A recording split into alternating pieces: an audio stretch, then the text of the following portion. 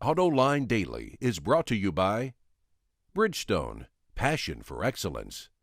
Dow Automotive Systems, improving durability and increasing design flexibility with Betamate structural adhesives at dowbetamate.com. And by Hyundai. Experience the 2011 Hyundai Sonata today at HyundaiSonata.com. God, this works really well. There's a tingling sensation now all over my skin.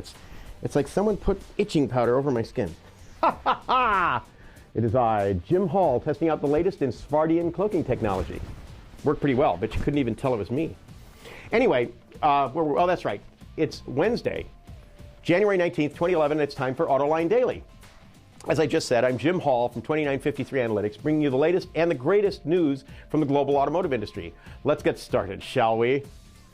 Chrysler is taking a mulligan when it comes to hybrids. After the electrified versions of the Durango and Aspen SUVs were dropped in 2008, it hasn't really been active in this part of the green segment, but that's going to change soon. The Detroit News reports that the company is going to offer 2 hybrid models in the near future, plus it'll introduce other fuel-saving technologies. They plan to sell an electrified version of the 300 due out next year and a hybridized minivan in 2013. CEO Sergio Marchionne said that the technology was developed in-house, but didn't go into any details about it. A 9-speed automatic transmission is also expected to debut in 2013 on the replacement for the Dodge Caliber. Chrysler is getting back on its feet after years of mismanagement, courtesy of 2 really incompetent owners. Let's hope fuel prices don't spike too soon before they can get this stuff on the market. Now, this is a shocker. You guys, if you're standing up, everybody should sit down, because according to the Detroit News, drivers of vehicles that perform well in side impact crash tests are less likely to die in accidents. Didn't that just blow your mind? Apparently, the Insurance Institute for Highway Safety studied crash data for vehicles equipped with side airbags. Taking into account driver age and gender, as well as vehicle type and weight, they found that drivers in cars that rated good for side impact were 70% less likely to die than those rated poor. Come on. 78% of today's vehicles tested by the IIHS have good side impact ratings, which is up from just 17% in 2003. So we're going to be flooded with people that live now in car crashes, which is a good thing. But is this really news, Craig? I don't know, something about this. Mazda will show a compact crossover concept called the MINAGI at this year's Geneva Motor Show in March. It features Mazda's SkyActiv technologies and the new design language they call as Kodo, which means soul of motion. The SkyActiv technologies include efficient gas and diesel engines, automatic and manual transmissions, and lightweight body structure, all with the goal of improving fuel economy and, for Europe, reducing CO2. The features on the MINAGI concept highlight how Mazda plans to evolve its products in the future. Auto supplier Dana will pay Toyota $25 million for Tacoma frames it supplied to the company that rusted out. According to Reuters, in 2008, Toyota had to extend the warranty on Tacomas built between 1995 and 2000 in the United States. Then in 2009, Toyota was forced to recall 100,000 Tacomas in cold weather states because road salt used to melt the snow could corrode parts of the frame. Earlier this month, Consumer Reports ripped Ford's mytouch infotainment system interface for saying it's too complicated.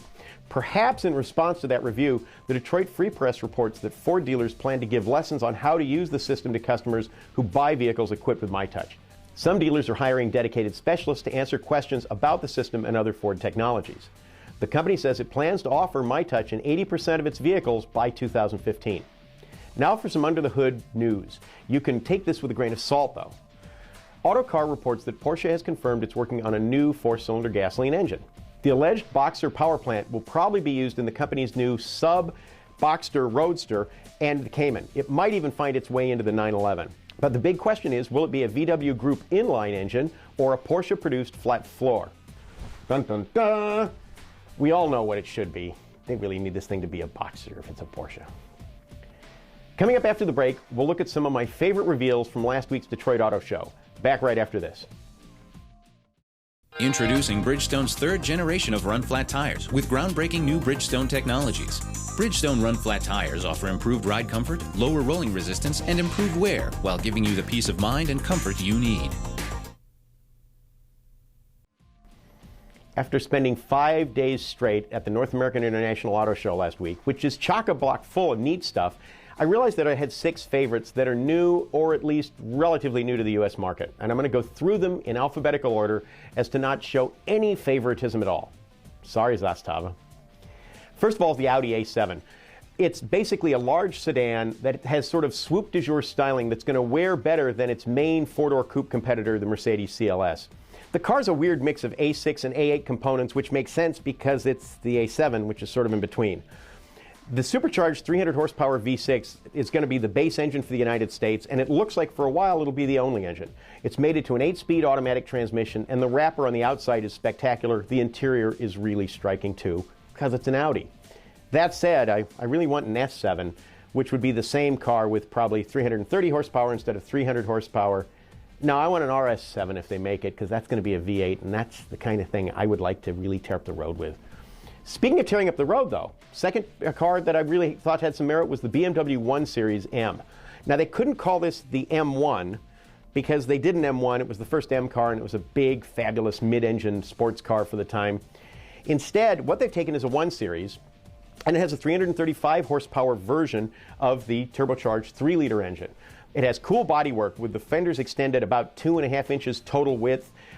It's got a lot more form to it. There's a kind of a fiddly detail on the front fender, which is what looks to be a vent, but it's not even a vent. The bodywork is cool.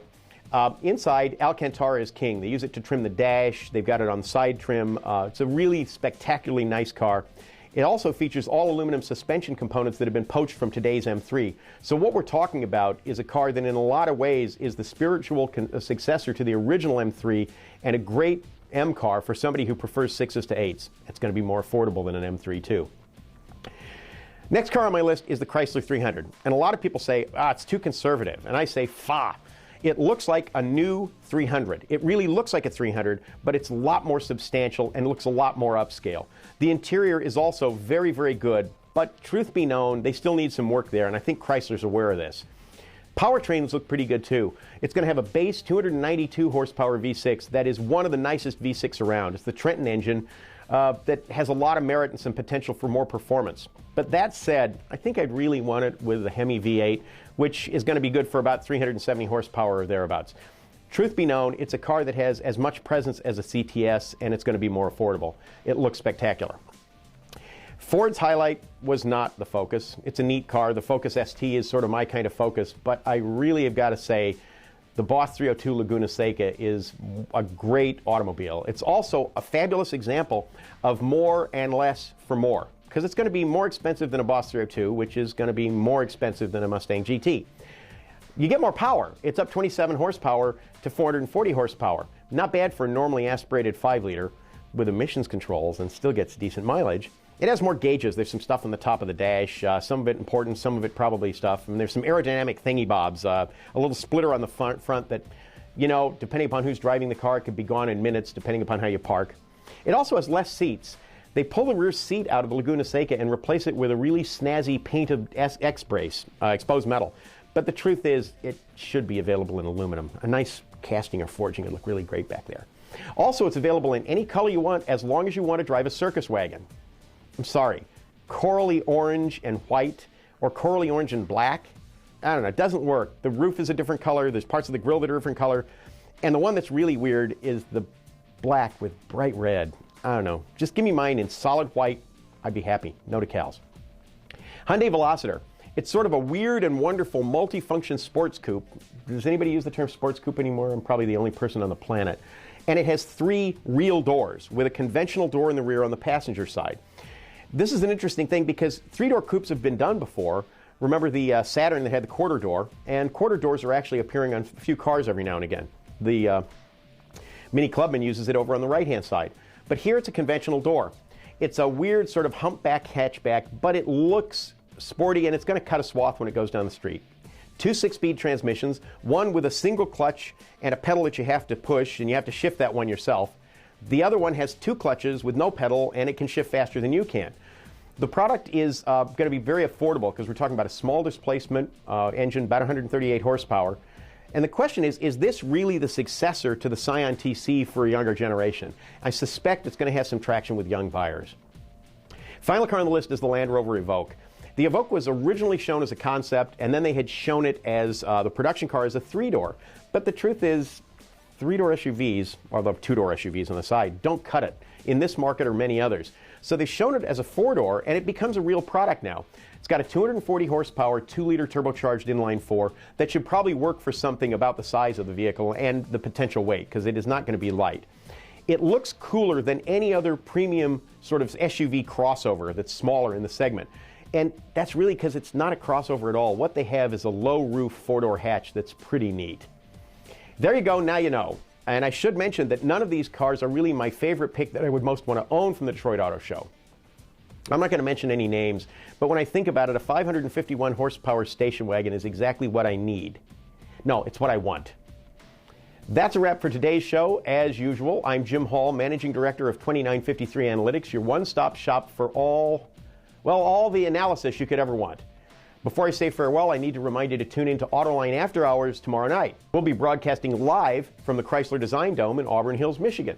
John and Peter D. will be joined by Joe Veltri, the company's head of product development. You can watch it in real time on our website, AutolineDetroit.tv, starting at 7 p.m. Eastern Time. Of course, if you can't make it for the live broadcast, you can always download the show as a podcast.